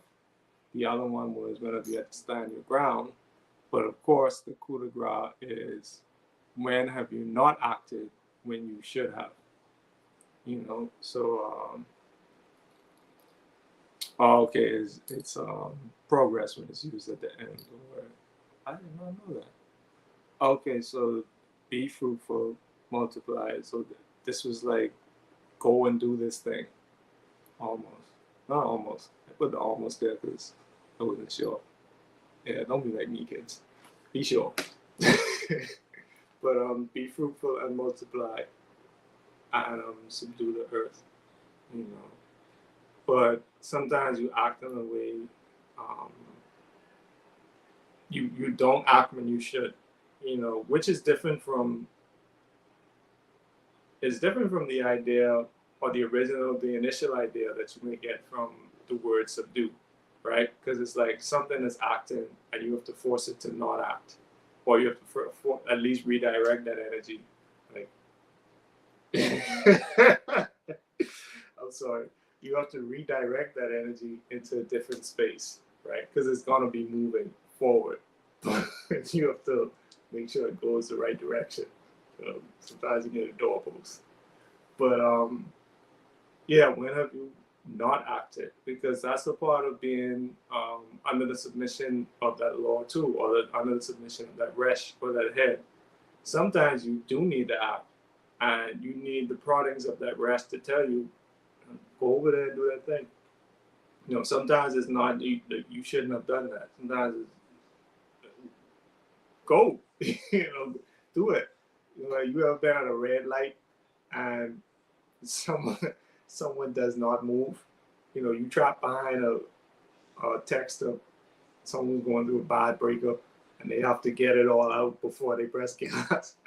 So now you either gotta wait, or you're in danger of moving in a way that Like you got to move around this person, but you got to move outside of your territory in order to do it. You know, if you got to overtake someone, it's kind of dangerous because you're coming out of your lane in order to go into a different lane. You know, just to get back into the same lane because someone was holding up the line.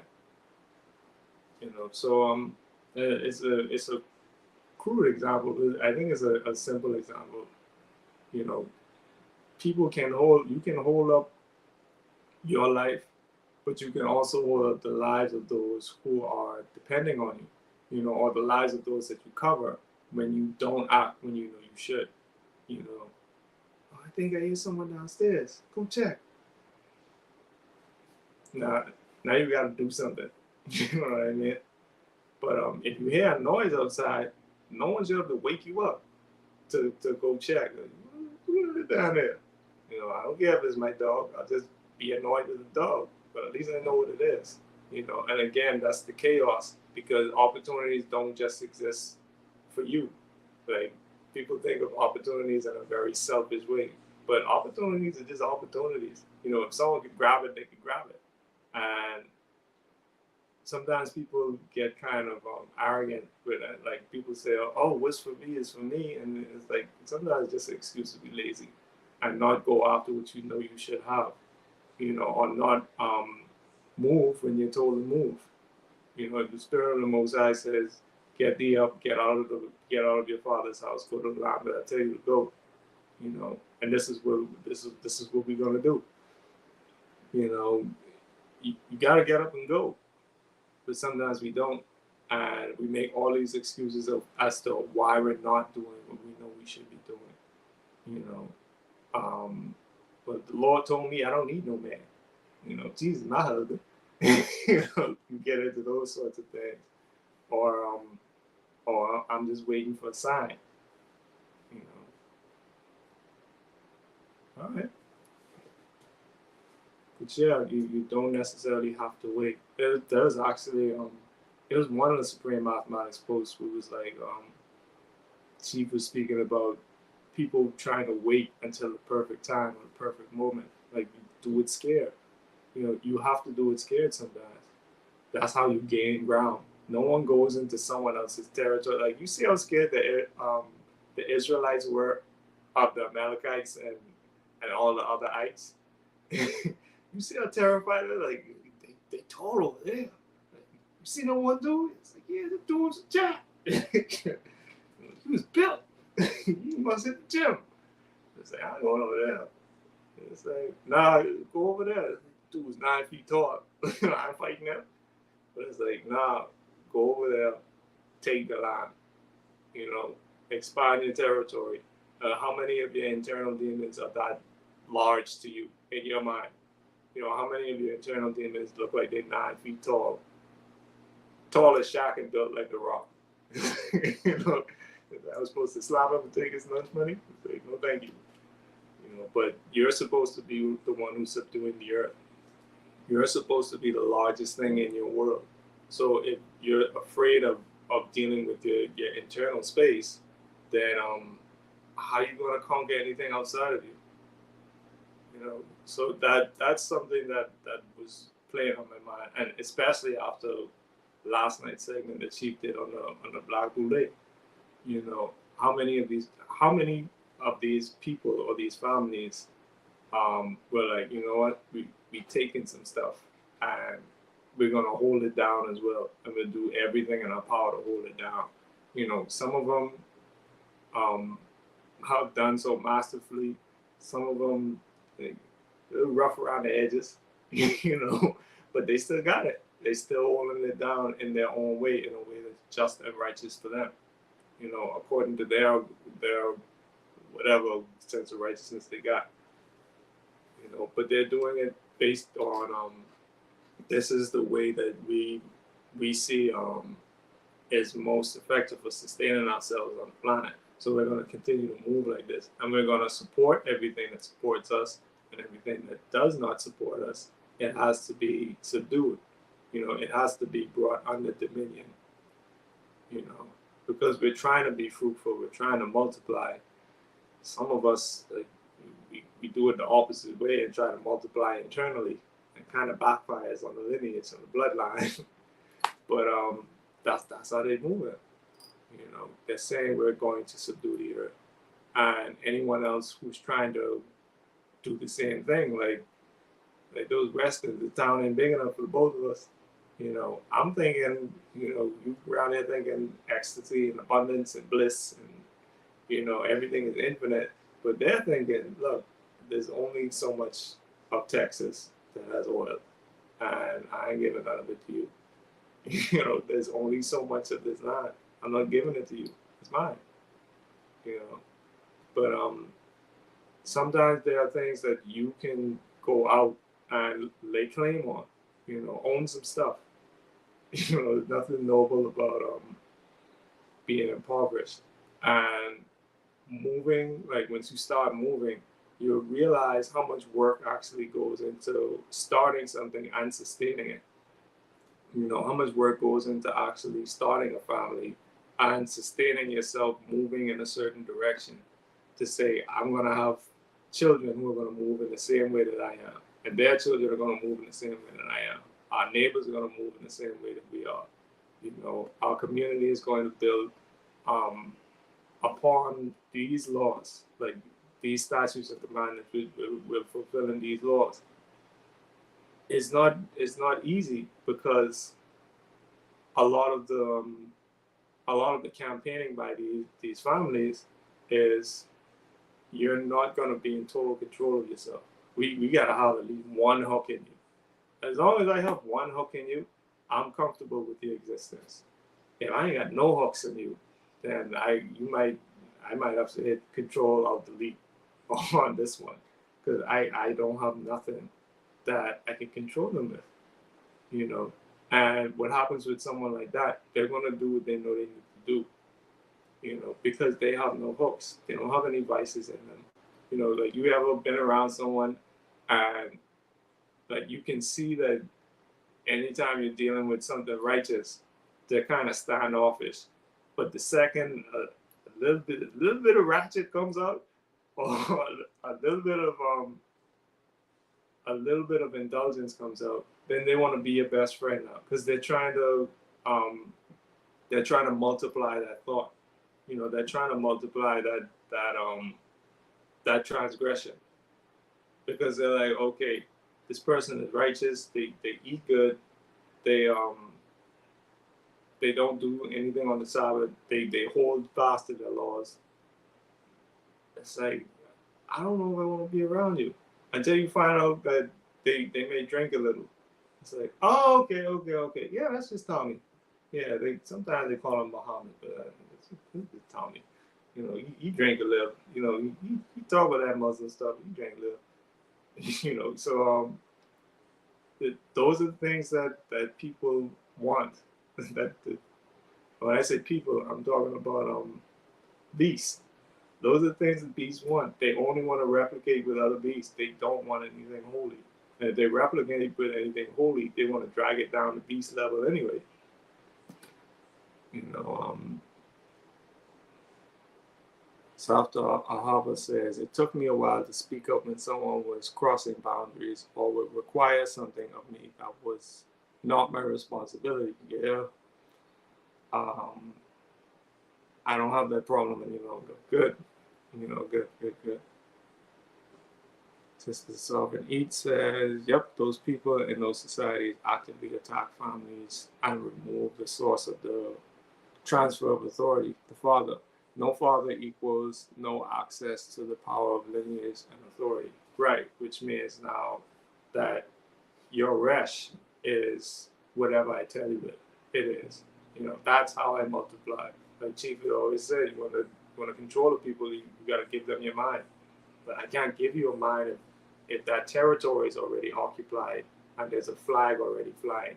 You know, unless I see that you're not totally aligned with that flag. You know, like the sisters did a breakdown of the movie Noah. And you could see that Ham was like, I hear what you're saying, Pops, but I'm gonna do some other stuff, you know. And as soon as I can't remember his name, But as soon as the old boy saw that, oh, I think it was Tubal King. Was it Tubal King? But as soon as he saw, like, oh, okay, you're willing to accept stuff from me. You're not totally aligned with your father. And immediately he's like, oh, why are you trying to take away my best soldier? It's already saying, like, yeah, you might. You know, like Chief was saying, who's the sexual deviant? You know, who's trying to roofie people? You know, that's the one that we know we can get to. That's the one we know we can influence. There's a show. There's a show on Netflix, Daredevil, right? And there's a character, Kingpin, called Wilson Fisk. And Daredevil's arch nemesis was a character named Bullseye. Like, his whole thing is I never miss. He would just throw stuff, you know. So he killed someone from across the room, or it was two again. All right, Gibson. He killed someone from across the room with with a pack of staples. You know, just throw it. You know, so he always fought long distance. But in this characterization, he was like, he had abandonment issues, right? And he was kind of a psycho. So, he was a psychopath. I wouldn't say sociopath because as long as he had order and organization and structure in his life, then he can hide the fact that he's not well. Put it that way, you know. And he worked for I think he worked for the CIA or one law enforcement agency, and basically how Fisk got to him because he was one of the good guys, right? But how Wilson Fisk got to him was he read up on his history. You know, he did a background check, and he was like, "Oh, okay, this is his deal. This is his trauma. He's an excellent cop, I guess you could call him.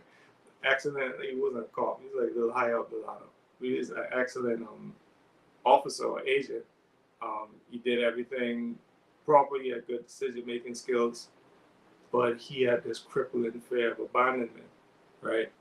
And one of the things that Fisk said was, "I will never ever abandon you." And this was right after he was stood up by a girl he liked, you know. And these are the types of games that are played with a young person's mind. He still had like a little boy's mind. Poindexter is his last name, I think, in the show. But he still had this thing in his mind, like he was a little boy who couldn't get over the fact that both his parents died and abandoned him. His teacher, one of his mentors died on him. I think it was a psychiatrist who helped him deal with his trauma and his aggressive tendencies. Because whenever he couldn't get something right, he would flip out. You would hear like almost like the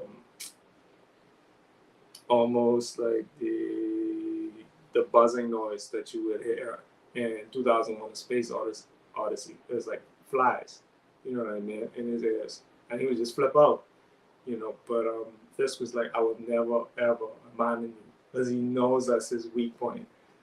And this is right after he stood up by a girl who he had asked out, you know, and he really likes this girl, but he had approach anxiety because, of course, trauma, right? But he actually he almost adopts Fisk as like a father figure and a mentor. Little does he know, Fisk is the one who killed the girl who he liked. Like, she didn't stand him up. He killed her because that was his only attachment to his righteousness. You know, the only attachment to his sanity that he had was the hope that this girl would be someone who he could sort of bond with. And once that possibility was taken away from him, he's like, screw it, I'll just do whatever. What you want me to do? You know, you want to abandon me, and I need some organization and structure. You have a criminal organization that I could just slip right into. Let's do it. You know, and he was neutral, I guess, on that scale. You know, they would call him chaotic neutral. You know, but he was almost chaotic evil. And he just joked at him, gave him a little push. And he started working like that. All he had to do was like exactly Sovereignty. All he had to do was slither, you know, whisper in his ears, just like Ham. All he had to do was whisper in his ear, and he had him because that thing was already inside of him. What was replenishing and multiplying inside of his mind wasn't like that righteousness. It it was something that he was trying to fend off almost. He was fending this thing off his whole life. And all he needed was like someone to say, like, don't worry about it. You can stop fighting and almost like I'll take responsibility for you. So don't even worry about fending off this thing and being righteous. You know, I know you're trying to be a good person, you're trying to do the right thing, but deep down you know that this is a battle.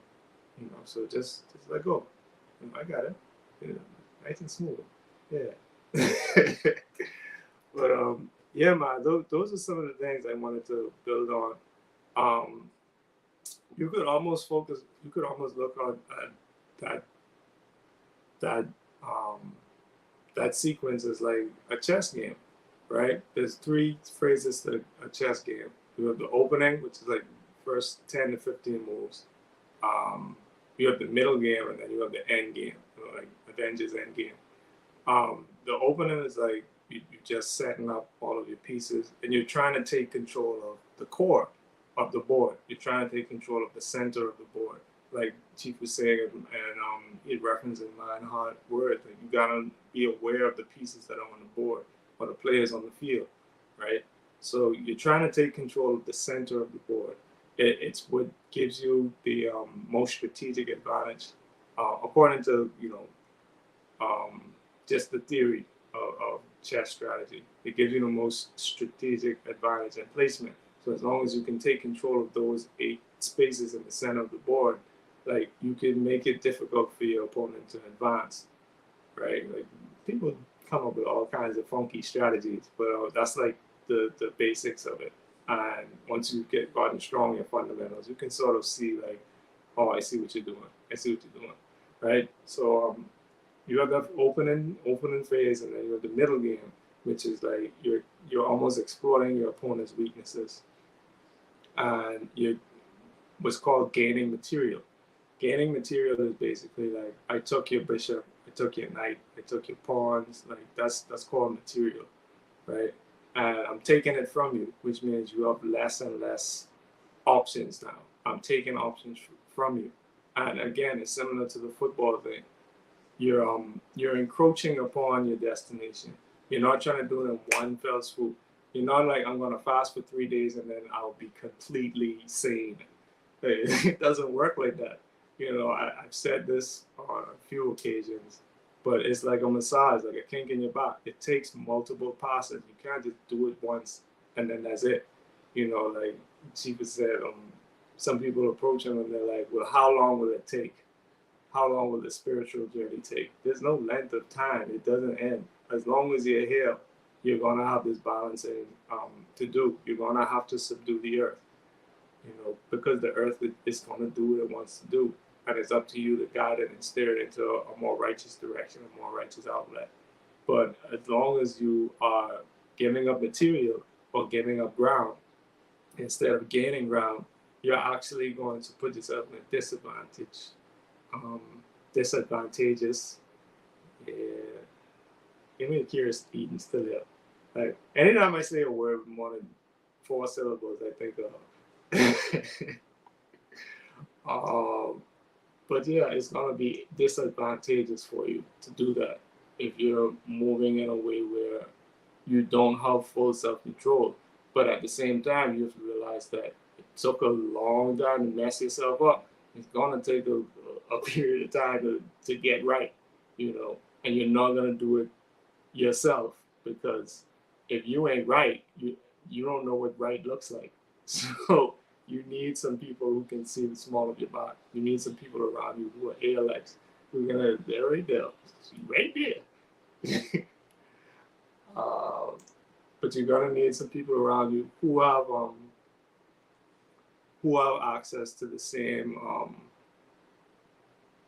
access to the same laws and codes and mores that you do, and the same type of morality, so they can see like, nah, you gotta you gotta do something about that. You know, you got this guy sleeping on the couch. He hasn't taken a shower in 2 weeks. Like you don't see him. Like, oh, that's just Dave. That's Dave. Come on, you know Dave. It's like, bro, do you know Dave? Where'd you meet him? Yeah, some of us pick up these spirits and these conditions and these responses, and we don't even know where they came from. You know, they just hit your ride. You know, oh, Dave we were at the party, and Dave is like, yeah, I got in a bar fight. Dave helped me out, and he asked if he could crash on my couch. The rest is history. you know, but yeah, like Dave gotta go.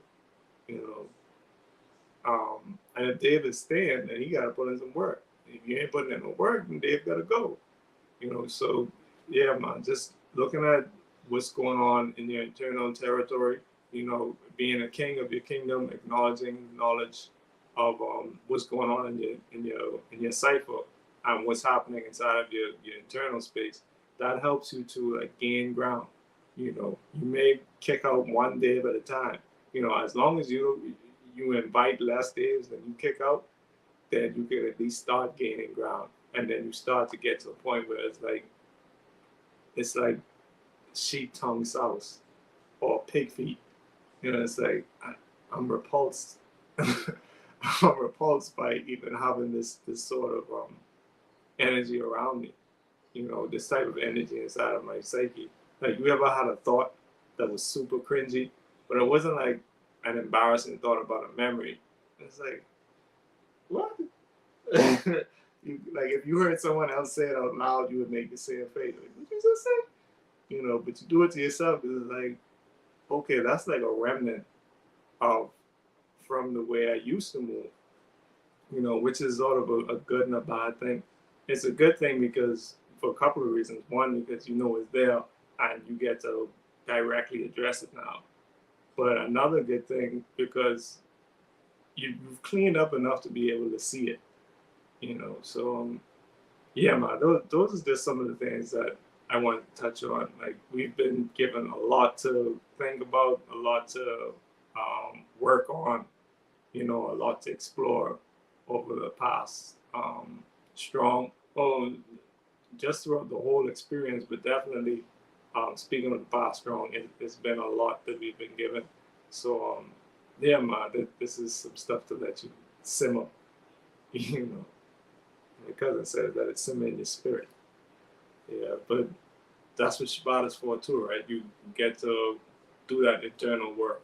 So now you get to see, okay, what's going on with the internal landscape? What are all of these foreign flags that I've seen?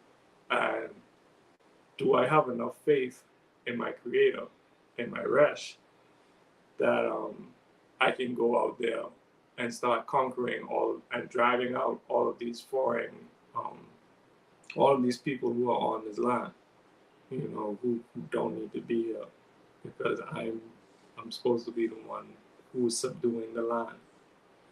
So that's it. I'm done.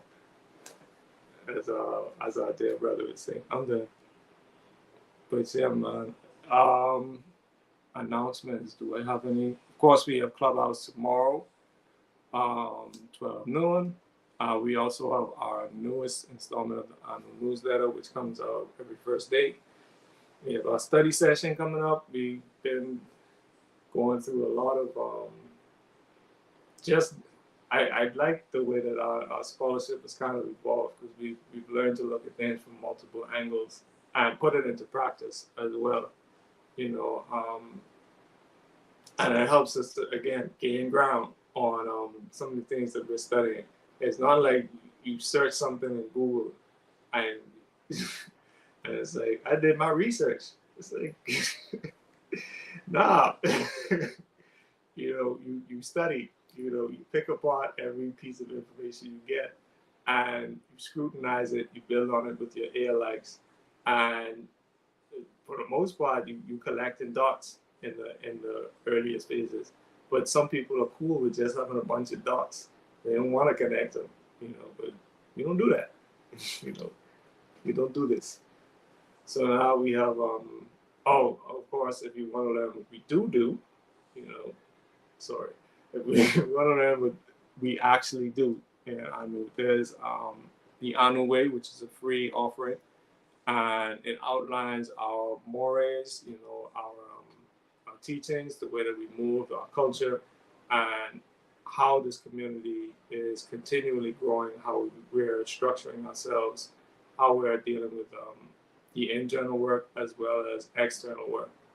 So you can go to anulifeglobal.org if you want to sign up, and be a member of Anu. You can go to that same website and sign up under Anu Man or Anu Moon, which is the women's ministry, and just sign up for your respective ministry, and you'll have an opportunity to be fill out the application and be sponsored by one of our Anu members. Was there anything else? I don't think we have the retreat coming up as well, right? Winter retreat. If you're interested in that as well, of course, this is for members and prospective members, right? But not prospective as in window shopping for an institution to just nestle in. If you want to come and build and do the work, then do so. If you want to know how we move, get the Anu Way. That'll save you a lot of headache, in terms of understanding exactly what it is that you're signing up for. And if you have any questions, comment under one of these videos. Someone's going to respond and, give you some clarity on what's going on. But definitely give thanks to everyone who came through. Shabbat Shalom. It's my honor, Yakira Eden and Sister Yafe and Mayuba. But yeah, that's it for me. Peace.